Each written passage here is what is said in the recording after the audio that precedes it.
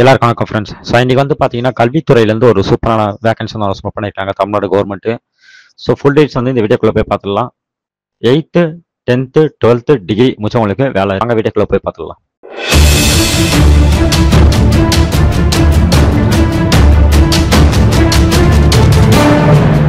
கீழே டிஸ்கிரிப்ஷனில் வந்து பார்த்தீங்கன்னா ஒரு லிங்க் இருக்கும். ஸோ அந்த லிங்கை கிளிக் பண்ணோன்னா உங்களுக்கு வந்து பார்த்தீங்கன்னா கண்டினியூ சொல்லிட்டு ஒரு ஆப்ஷன் வரும். ஸோ அதை கண்டினியூ கொடுத்தினா போதும் உங்களுக்கு டேரெக்டாக இந்த பேஜ் தான் வந்து உங்களுக்கு ஷோ. ஓகேவா? ஸோ இது வந்து பார்த்தீங்கன்னா எப்படி வந்து ஃபார்ம் ஃபில் பண்ணுறதுன்னு சொல்லிட்டு நம்ம பார்க்கலாம். ஸோ 10th 12th டிகிரி முடிச்சவங்களுக்கு தாராளமாக வந்து அப்ளை பண்ணலாம். ஓகேவா? எந்த ஒரு எக்ஸாமும் இல்லாத உங்களுக்கு வந்து பார்த்தீங்கன்னா ஜஸ்ட் இன்டர்வியூ மூலியமாக வந்து இந்த வேகன்சி வந்துங்க. ஸோ அதனால் தாராளமாக வந்து அப்ளை பண்ணலாம். ஸோ இப்போ எப்படி அப்ளிகேஷன் வந்து ஃபில் பண்ணுறதுன்னு சொல்லிட்டு பார்க்கலாம். ஸோ விண்ணப்பதாரர் எண் வந்து பார்த்தீங்கன்னா இது வந்து ஆட்டோமேட்டிக்காக வந்து ஷோ ஆகும். ஸோ நம்ம வந்து எதுவும் பண்ண தேவையில்லை. ஸோ இங்கே வந்து பார்த்தீங்கன்னா உங்களோட சொந்த ஊர், அதுக்கப்புறம் பார்த்தீங்கன்னா பதவியின் பெயர். ஸோ எந்த பதவிக்கு நீங்கள் வந்து விண்ணப்பிக்கிறீங்களோ ஸோ அந்த பதவியின் பெயர் வந்து இங்கே கொடுத்துடணும். ஸோ உங்களோட பிறந்த தேதி, அடுத்து வந்து பார்த்தீங்கன்னா விண்ணப்பிக்கும் துறை. ஸோ எந்த துறையில் நீங்கள் வந்து விண்ணப்பிக்க போகிறீங்களோ அந்த துறையை நீங்கள் வந்து சூஸ் பண்ணிக்கணும். ஓகே. அடுத்தது உங்களோட வயசு வந்து பார்த்தீங்கன்னா பிறந்த தேதி கொடுத்தோன்னே ஆட்டோமேட்டிக்காக வயசு வந்து இங்கே ஷோ ஆகிடும். ஸோ விண்ணப்பதாரின் பெயர், அதாவது உங்களோட பேர் வந்து இங்கே வந்து என்ட்ரி பண்ணணும். நீங்கள் ஆனா பெண்ணா அதை என்ட்ரி பண்ணிவிடுங்க. அப்புறம் உங்கள் அப்பா பெயர், உங்களோட ஆதார் நம்பர், உங்களோட நிரந்தர முகவரி எண், நீங்கள் என்ன கேஸ்ட், ஸோ அதை நீங்கள் வந்து என்ட்ரி பண்ணுற மாதிரி இருக்கும். ஸோ அடுத்து வந்து உங்களோட மொபைல் நம்பர் என்ட்ரி பண்ணுங்கள். கல்வி தகுதி, ஸோ நீங்கள் வந்து என்னென்னலாம் படிச்சிருக்கீங்களோ ஸோ அதை நீங்கள் லிஸ்ட் பண்ணணும். ஸோ இங்கே வந்து 1ன்னு போட்டுங்க. நீங்கள் +2 முடிச்சுருந்தா +2. ஸோ அது எங்கே படிச்சிங்க, எந்த இடத்துல படிச்சிங்க, எப்போ தேர்ச்சி பட்டினீங்க, ஸோ எவ்வளோ மார்க்கு, ஸோ இது எல்லாமே வந்து நீங்கள் வந்து என்ட்ரி பண்ணணும். ஸோ பர்சன்டேஜ் எவ்வளோ, அதே மாதிரி வந்து டிகிரியாக இருந்தால் எல்லா வகுப்பு கிளாஸ், ஃபஸ்ட் கிளாஸா செகண்ட் கிளாஸா, ஸோ அந்த மாதிரி இங்கே வந்து மென்ஷன் பண்ணணும். ஓகே. அதே மாதிரி டிகிரியாக இருந்தால் பிஏ போட்டுருங்க. இல்லைனா எம்ஏ இருந்துச்சுன்னா அது கீழே வந்து எம்ஏ போட்டு நீங்கள் வந்து அதுக்குரிய வந்து ஃபில் பண்ணுற மாதிரி இருக்கும். ஓகே. அனுபவம் எதனா இருக்கான்னு சொல்லிட்டு கேட்டிருக்காங்க. இருந்தால் மட்டும் ஃபில் பண்ணுங்கள், இல்லைனா எந்த பிரச்சனையும் இல்லை. ஸோ அப்படியே இதை வந்து எம்டியாக விட்டுடலாம். ஓகேவா? ஸோ இது கட்டாயம் கிடையாது.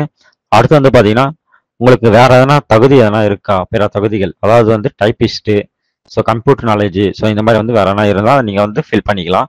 அடுத்து உங்களோட இடம், நாள், கையொப்பம், பெயர் இதெல்லாமே வந்து போட்டுருங்க. ஸோ போட்டுட்டு நீங்கள் வந்து ரிஜிஸ்டர் பண்ண வேண்டியது தான். ஸோ இது வந்து பார்த்தீங்கன்னா நீங்கள் வந்து சப்மிட் பண்ணவும் ரிஜிஸ்ட்ரேஷன் கொடுத்த உடனே உங்களுக்கு வந்து அப்ளிகேஷன் ஆகும். ஸோ அந்த நம்பரை வந்து நோட் பண்ணி வச்சுங்க. ப்ளஸ் ஒரு பிடிஎஃப் வந்து உங்களுக்கு டவுன்லோட் ஆகும். ஸோ அந்த பிடிஎஃப் டவுன்லோட் பண்ணிட்டு இடம், நாள், கையொப்பம், உங்களோட பெயர் வந்து நீங்கள் எழுதுகிற மாதிரி இருக்கும். ஓகேவா?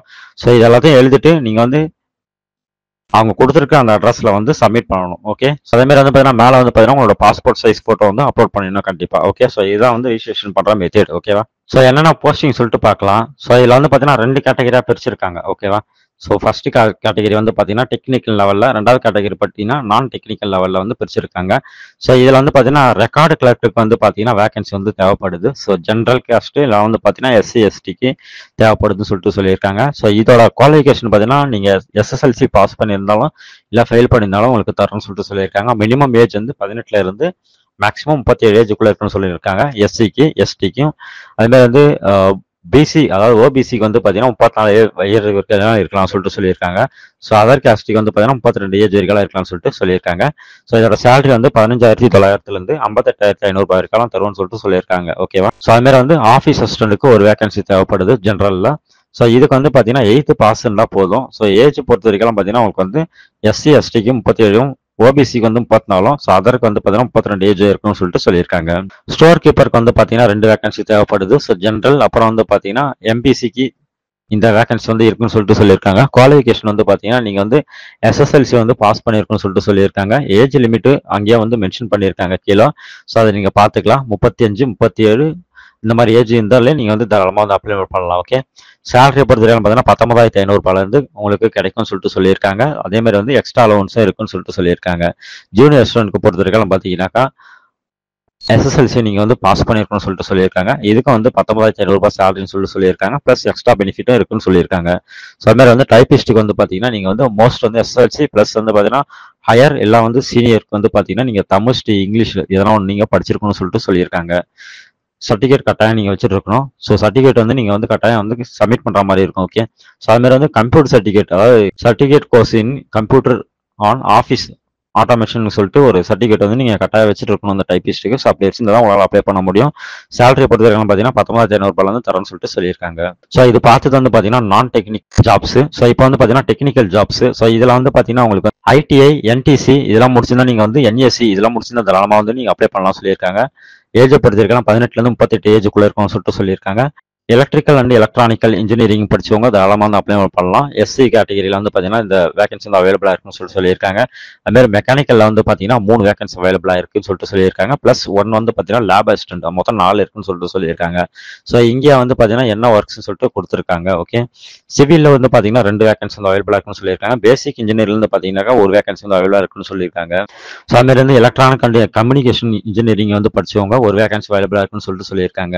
இது எல்லாமே டெக்னிக்கல் லெவலில் படிச்சவங்களுக்கு இந்த வேகன்சி வந்து அவைலபிளாக இருக்கு. ஏஜ் ரிலாக்சேஷன் வந்து ஆல்ரெடி நான் சொன்னதுதான். 18லேருந்து 37 ஏஜுக்குள்ள வந்து எஸ்சி எஸ்டி அப்ளை பண்ணலாம். ஓபிசி 34, அதர் காஸ்ட் வந்து 32 ஏஜுக்குள்ள இருக்கவங்க தாராளமாக வந்து அப்ளை பண்ணலாம். ஆல்ரெடி நான் சொல்லியிருக்கேன், அந்த ரிஜிஸ்ட்ரேஷன் முடிஞ்சோடனே உங்களுக்கு வந்து ஒரு பிடிஎஃப் வந்து டவுன்லோட் ஆகும். ஸோ அந்த பிடிஎஃப்ல உங்களோட இடம், நாள், உங்களோட சைன் போட்டு உங்க பேர் போட்டு நீங்க வந்து எங்க சப்மிட் பண்ணணும்னா தாளால் அருள்மிகு பழனியாண்டவர் பாலிடெக்னிக் கல்லூரி இந்த அட்ரஸ்ல நீங்க வந்து போஸ்ட் பண்ணிடணும். ஸோ அந்த பிடிஎஃப் எடுத்து பிளஸ் நீங்க என்ன படிச்சிருக்கீங்களோ அதோட ப்ரொஃபஷனல் சர்டிஃபிகேட்னா ப்ரொஃபஷனல், அதேமாதிரி +2னா +2, 8னா 8 அந்த சர்டிஃபிகேட் வந்து ஜெராக்ஸ் நீங்க அட்டாச் பண்ணி அனுப்பணும். ஸோ சர்டிஃபிகேட்டும் நீங்க வந்து அட்டாச் பண்ண அனுப்புற மாதிரி இருக்கும். ஸோ கண்டிப்பா வந்து அவங்க வந்து கால் பண்ணுவாங்க. ஸோ கால் பண்ணி ஒன்லி இன்டர்வியூ மூலியமாக தான் இந்த வேகன்சி வந்து போடுறாங்க.